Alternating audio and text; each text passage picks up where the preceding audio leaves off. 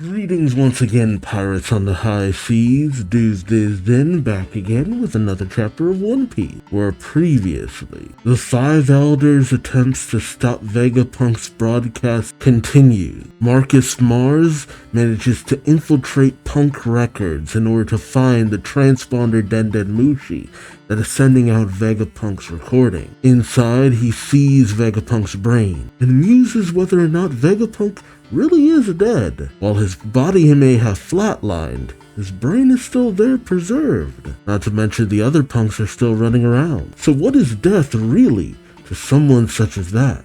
But Mars still destroys the Dendenmushi, only to find out it is a decoy. And while he tries to search the labophage for it, he can't seem to find it because there's too many other voices, more than likely more decoyed transponder snail. The elders then brace themselves, believing that Vegapunk intends to continue on with Professor Clover's work in Ohara, involving the Ancient Kingdom. Meanwhile, as Bonnie and Frankie come face to face with Saint Ethan Baron Venusjura, Sanji comes in looking to throw down with the old man, getting in a solid kick, only for Sanji to end up being bitten down on by Nusjura's horse head. Oimo and Kashin come to his aid, with even Bonnie stepping into the fray, quite literally, as she uses Distorted Future Giant, literally looking to step on Nusjura. Meanwhile, as Saturn has made his way up to the labophage, looking to aid Marcus Mars in finding the transponder snail, he spots Nico Robin in his path and goes for the kill on her as well, with Nami and the other Straw Hats recognizing that he's after her, jumping in to protect her. But Vegapunk's message begins in earnest, and in the recording Vegapunk confirms that his message would only activate once he had flatlined, which isn't that great of a thing because, well, reports were that Luffy was holding Vegapunk hostage, so who knows where that's gonna go. But Vegapunk does admit, though he doesn't specify, that the reason why he's probably being targeted for death is because he's committed two great sins, and he oddly enough asked the people not to condemn his killer. But the big reveal that Vegapunk does express is that the world is sinking into the blue sea. Climate change is real, baby! Although this wasn't as surprising as some may think, as Oda had really been seeding the idea of water levels rising, especially with the destruction of Leloucia. What other secrets will Vegapunk reveal, and how will the world react to these? Join me as I find out, won't you? Alright, One Piece chapter 1114, The Wings of Icarus, which isn't optimistic because, if you know the story of Icarus, it ain't a great thing. Alright, we have a cover page of Yamato discussing something with Kinemon over a sword? Is it Yasuo's sword? Or Yasuo's? Ogre Child Yamato's Golden Harvest. Surrogate Pilgrimage, Volume 4. Go enshrine this sword at Hakumai's Senma Shrine in Yasuo's stead. That is your surrogate pilgrimage. Ah, okay. So giving Yamato a objective in this pilgrimage. Are we actually gonna see Yamato's entire trip around Wano? I mean, I guess that would make a bit of sense. If we see Yamato's journey come to an end in this cover story, then will we also see Yamato voyage out of Wano? Interesting. Alright, we pick up in Navy HQ in the New World, with the Marines reacting, saying the world will sink in under the sea. Dr. Vegapunk, what are you talking about? Oh, I see Hina there. Although with all the commotion going on, Akainu says nothing. He doesn't even seem to be reacting too greatly to this, almost as if he knew. We then pick up in, of all places, Mocktown, where the people are, of course, mocking Vegapunk's message, saying, now that's funny. So he decides that when he dies, he's gonna go out throwing the world into chaos? How exactly is the entire world gonna sink underwater, man? I guess it actually does make a bit of sense that there would be those who completely dismiss such a notion. Oh, and then we pick up in Water 7, where Iceberg had actually been planning for such a thing. I'm not sure if it's Polly who's talking, but someone says, around here we believe him. But the whole world? He's not talking about high and low tides, is he? You think we would see Iceberg's reaction to this more so than Polly? Not saying it's a bad thing that we're seeing Polly. And then we cut to Impelled Down, where Doflamingo is reacting, saying, oh, that's rich. What if seawater floods down into Impelled Down? Isn't it your job to ensure the safety of the prisoners under your care, Magellan? It's so wild that he still reacts as though Magellan's the one in charge, not Hannibal. But then again, I'm pretty sure Magellan probably does most of the work in the place regardless. Oh snap! Magellan is straight up sitting right outside of Doflamingo's prison cell. Magellan says that 1 meter rise the other day had the prison panicking. How many meters does it take to sink the whole world? Doflamingo says most cities in the world will be wiped out with an extra 5 meters of water. What do you think? Should we all move to much higher ground? Okay, he's talking about the red line. That feels like he's giving away something without giving it away. We then pick up in the Ryukyu Kingdom of Fishman Island. Shirahoshi asks her father, King Neptune, what is going to happen? While Neptune says, it just sounds so absurd. We then pick back up on future island Egghead, where the Marines are discussing amongst themselves, what is he talking about? This is coming from the world's greatest scientist. He can wreak havoc on the world, even with a lie. With Vice Admiral Hound saying, this is utter nonsense, Dr. Vegapunk.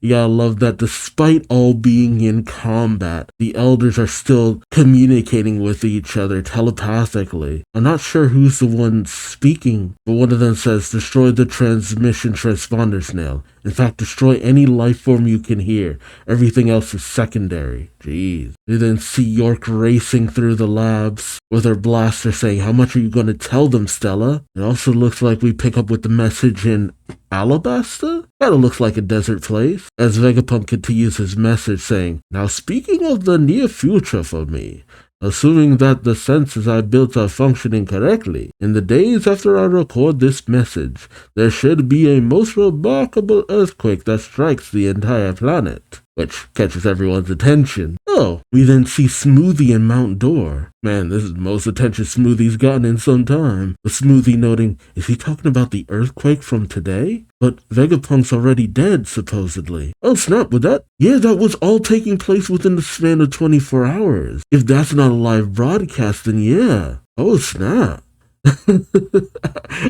So much time has passed in terms of when we had that earthquake from what happened to Lelucia and the rising of the sea tides and all that it didn't even dawn on me this is all happening within 24 hours or so, give or take, 48. We see one of the flooded areas where Vegapunk's message says, as a result of that, the sea should rise about 1 meter around the world, rendering some islands uninhabitable.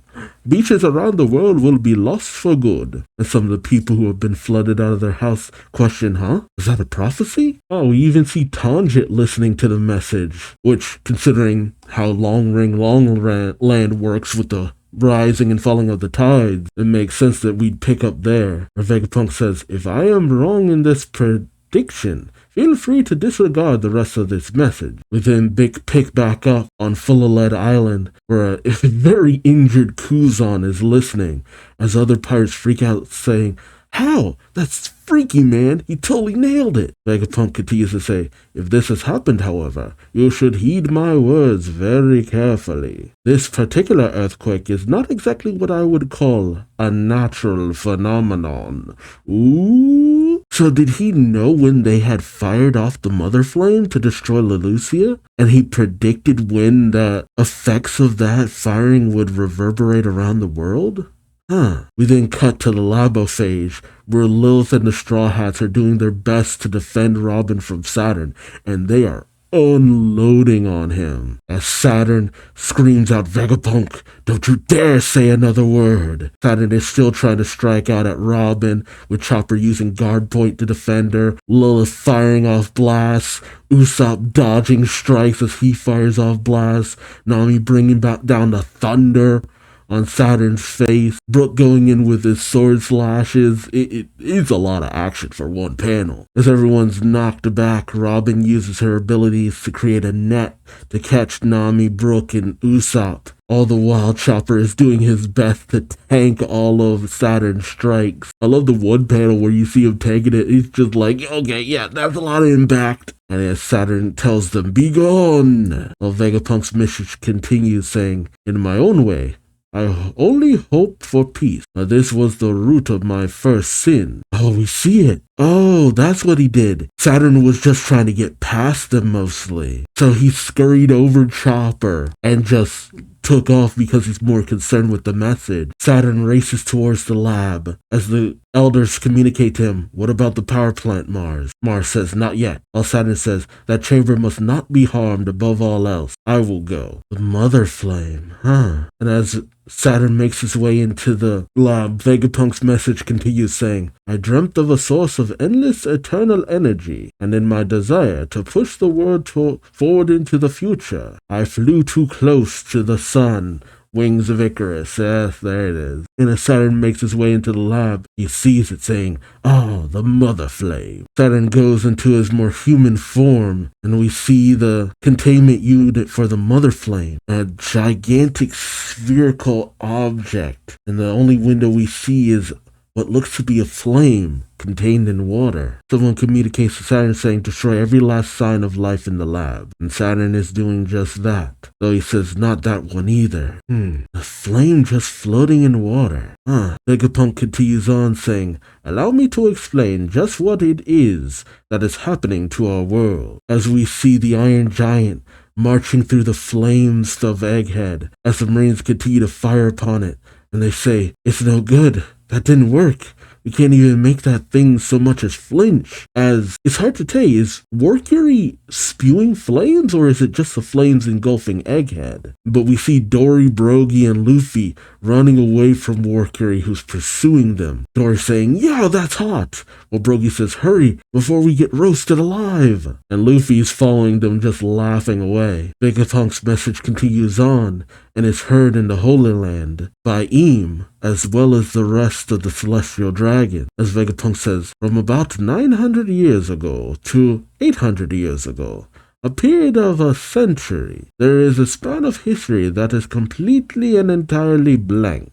We call this the Void Century because all records from this time were eliminated. The only means to know this lost piece of history is to find a message from the past in the form of one of poneglyphs scattered across the world and decipher its content. Eam listens to this in silence as the Celestial Dragon shout at Vegapunk's message saying, what are you doing, Navy? Make him stop talking. An execution is too good for him.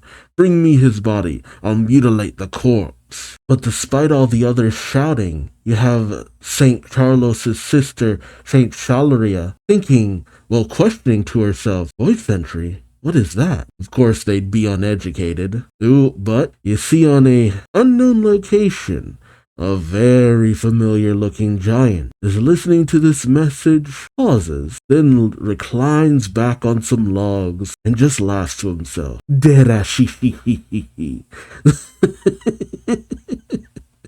Oh, Saul, you son of a gun. Holy crap!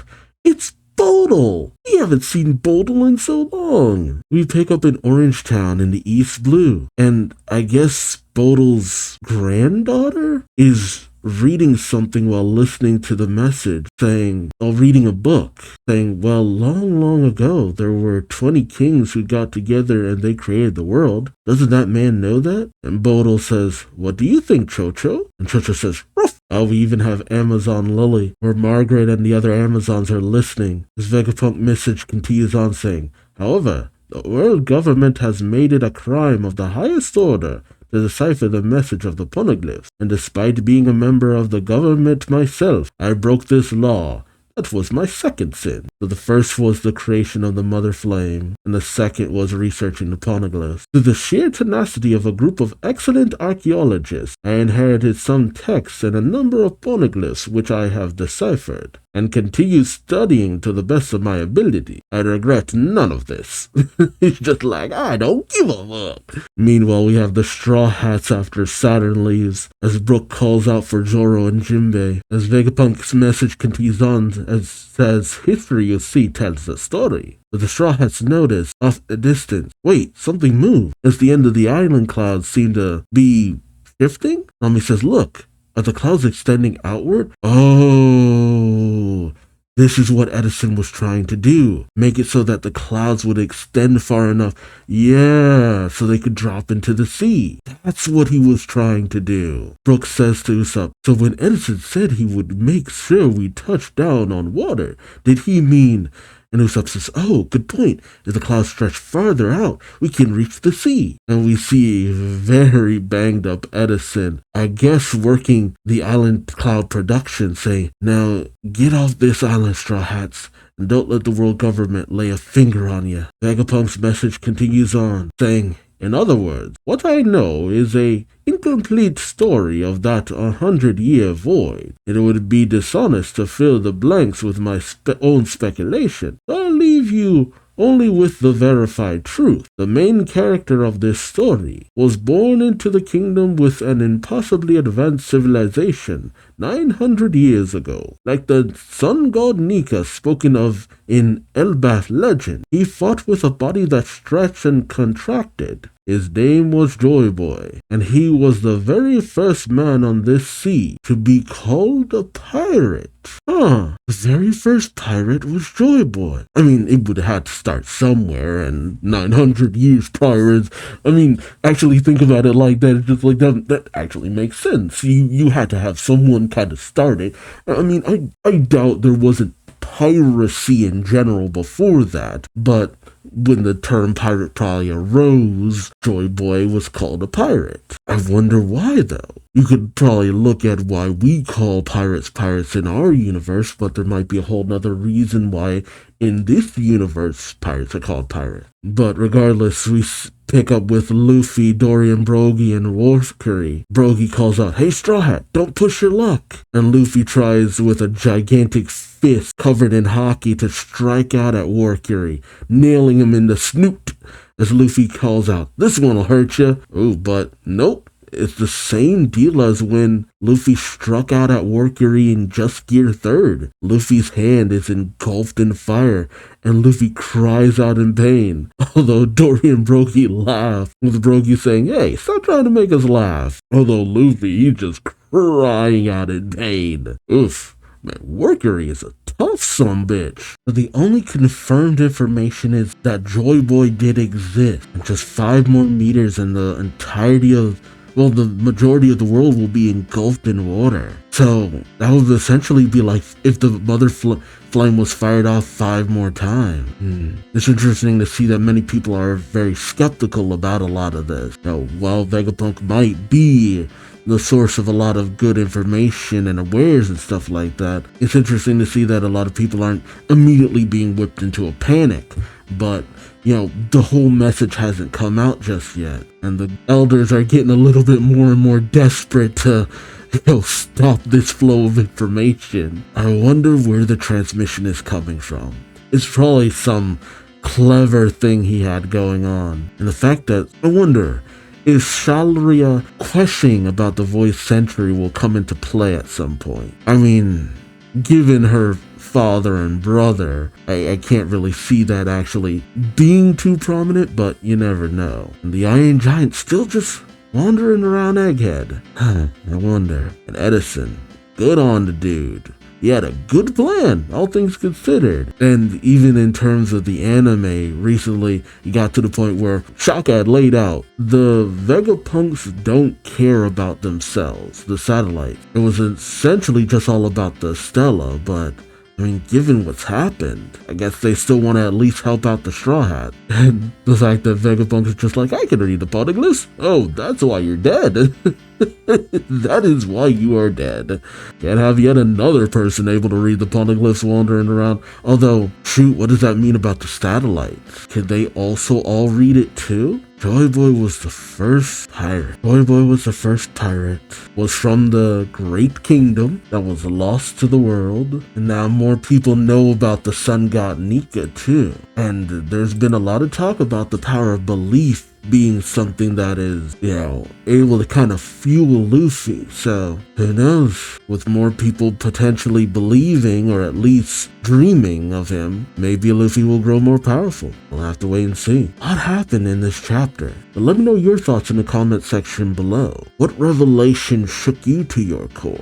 Or which one interests you the most? I want to hear from you in the comment section below. But until next time, I've been Duuz-Diz-Din. Thank you so much for watching. Like, comment, subscribe if you enjoyed the ride.